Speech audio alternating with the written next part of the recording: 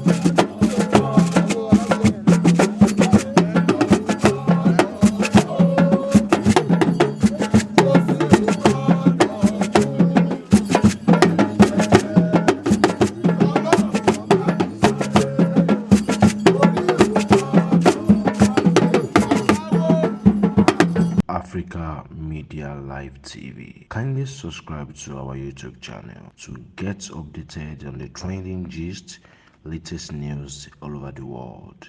Like our page, subscribe, and share with friends. Thank you.